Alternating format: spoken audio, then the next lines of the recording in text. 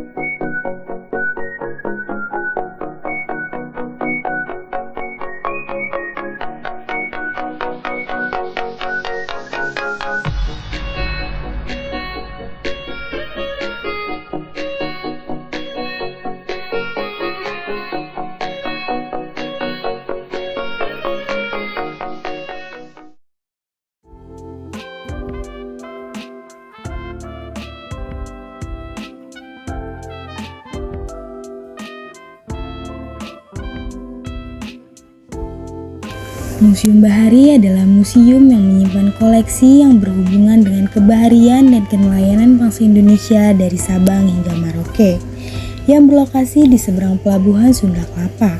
Museum Bahari merupakan salah satu dari 8 museum yang berada di bawah pengawasan dan pengelolaan dari Dinas Kebudayaan Provinsi Daerah Khusus Ibu Kota Jakarta. Museum ini menyimpan koleksi-koleksi berupa perahu tradisional dengan aneka bentuk, gaya, dan ragam hias, hingga kapal zaman VOC.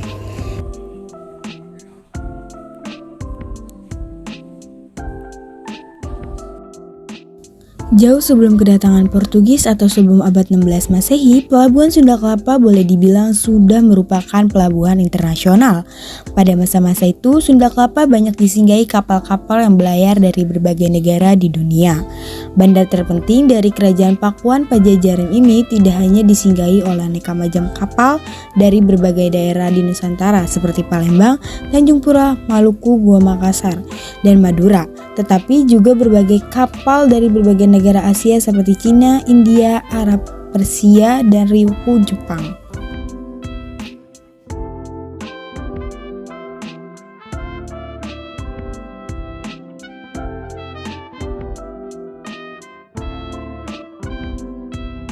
Dari Sunda Kelapa ke Jayakarta, arus lalu lintas perdagangan di Sunda Kelapa yang terus ramai dari tahun ke tahun dan lokasinya yang strategis guna perdagangan menarik minat Portugis untuk mendirikan kantor dagangannya di Sunda Kelapa. Dengan pasukan yang gagah berani, Portugis akhirnya dikalahkan dan Sunda Kelapa diduduki Fathahillah. Untuk mengenang kemenangan pada tanggal 22 Juni 1527, nama Sunda Kelapa diubah menjadi Jayakarta yang dalam bahasa Jawa kuno atau Sanskerta berarti telah membuat kemenangan. Peta-peta dunia pada masa itu menggunakan nama Jakarta atau Yakarta. Ketentraman dan ketertiban kota Jakarta mulai goyah dan timbullah perselisihan sejak VOC di bawah pimpinan Jan Pieter Zoenkoen melanggar perjanjian pada tanggal 23 Desember 1618. Pangeran Jakarta mengadakan persiapan serangan besar-besaran melawan VOC dan kapal-kapal Belanda di bawah pimpinan Zoenkoen meninggalkan Jakarta menuju Maluku untuk menghimpun armada perang. Pada tahun 1619, tanpa diduga kapal yang ditumpangi J.P. Koin tiba di Maluku dan dengan cepat melakukan serangan. Rakyat Jakarta dan para pimpinan kecuali Pangeran Jakarta, Wijaya Krama yang sedang berada di Banten mundur dan akhirnya pada 30 Mei 1619 kota Jakarta jatuh ke tangan VOC di bawah pimpinan Gubernur Jenderal Jan Pieter Zoenkoen yang kemudian namanya Jakarta diganti sebagai sebutan Batavia.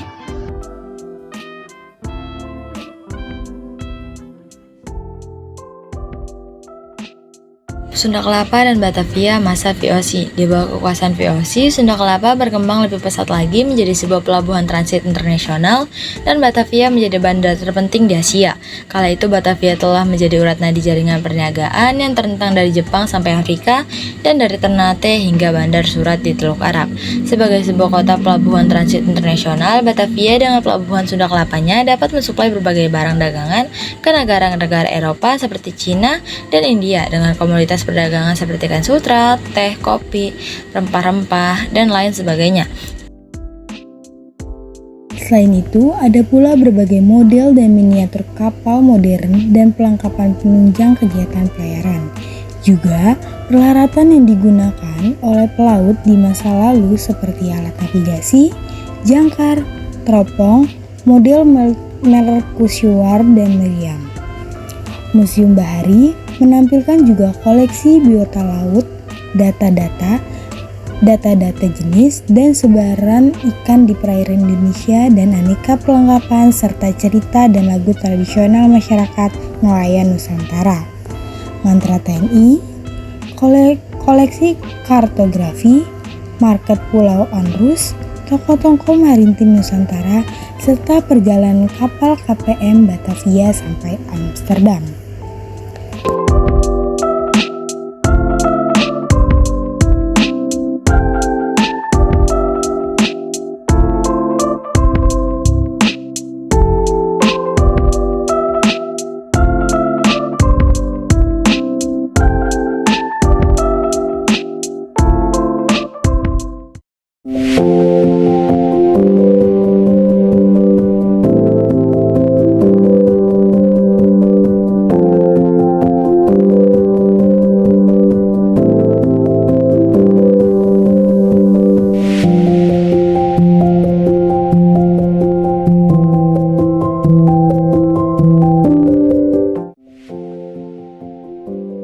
Masuknya Hindu di Sunda Kelapa.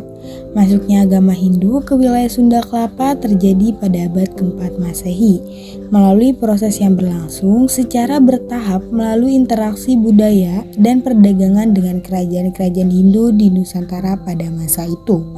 Agama Hindu membawa pengaruh yang kuat dalam bidang agama, budaya, dan seni di wilayah tersebut.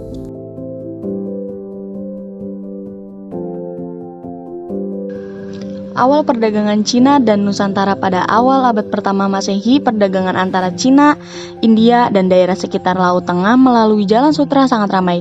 Bukti-bukti yang ada menunjukkan bahwa pelayaran niaga yang melintas Laut Cina Selatan untuk pertama kalinya terjadi sekitar abad ketiga Masehi. Menurut catatan tertulis yang ada hubungan Nusantara dengan Tiongkok sudah terjalin sejak abad kelima Masehi. Koleksi rempah yang ada di Museum Bahari. Koleksi rempah-rempah yang ada di Museum Bahari berjumlah 35 jenis. Sementara total rempah-rempah yang tersebar di Nusantara ada sekitar 600 jenis. Koleksi rempah di sini merupakan hasil pemberian yang mana dapat awet hingga 10 tahun. Nanti dia rontok sendiri 10 tahun tanpa diawetkan, kata Sukma. Harga rempah-rempah di Eropa mahal, maka dari itu mereka mencarinya hingga ke Indonesia. Alasan Belanda mencari kepulauan rempah. Peran para pelaut Belanda ini adalah mendistribusikan barang dagangan dari Lisabon ke seluruh Eropa. Lisabon merupakan pelabuhan terbesar yang ada di Eropa, di mana barang dari Asia, terutama rempah dari Indonesia, diperdagangkan. Keuntungan dagang inilah yang menjadi modal dalam perang melawan Spanyol. Bencana bagi bangsa Belanda justru terjadi ketika Portugal berhasil disatukan di bawah kekuasaan Spanyol. Bencana tersebut justru kelak menjadi keberuntungan bagi Belanda. The Room of British Occupation. Pada tanggal 9 Maret 1942, Gubernur Jenderal Jonkheer Jarda van Starkenborgh Senhower bersama Letnan Jenderal Hein ter Putten, Panglima tertinggi tentara India Belanda, dan dimulai perundingan antara pemerintah India Belanda dengan pihak tentara Jepang yang dipimpin langsung oleh Letnan Jenderal Imamura yang menyatakan bahwa Belanda harus menandatangani pernyataan menyerah tanpa syarat. Guys, jadi sekarang kita sampai di Museum Bahari dan kita bakal masuk ke sini. Jadi ini tuh tempat ruang penjajahan asing yang ada di Batavia. Oke, ini. Tada. Di sini halamannya luas, ada 2 lantai. Yang ini kita ada di lantai atas.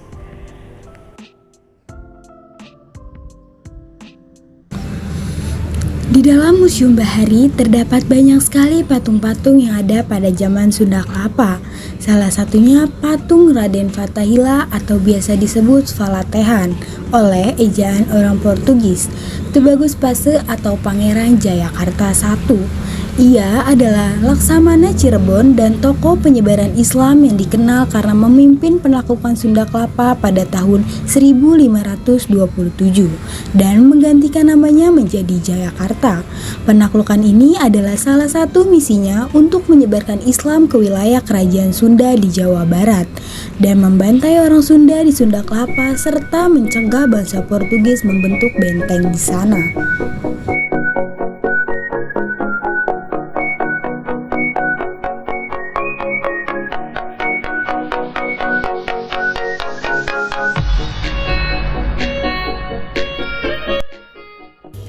Menara Syah Bandar dibangun pada tahun 1839.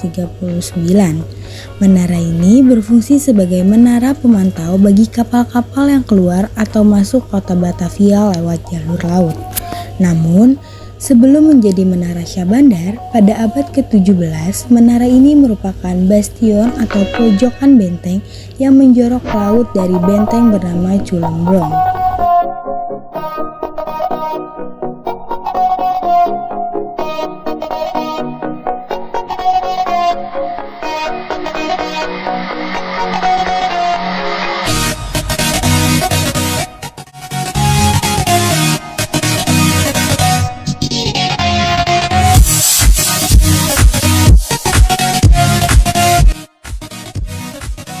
Menara dengan panjang 10 meter, lebar 6 meter, dan tinggi 18 meter juga digunakan sebagai kantor pabean yang mengumpulkan pajak atas barang-barang yang dibongkar di pelabuhan Sunda Kelapa.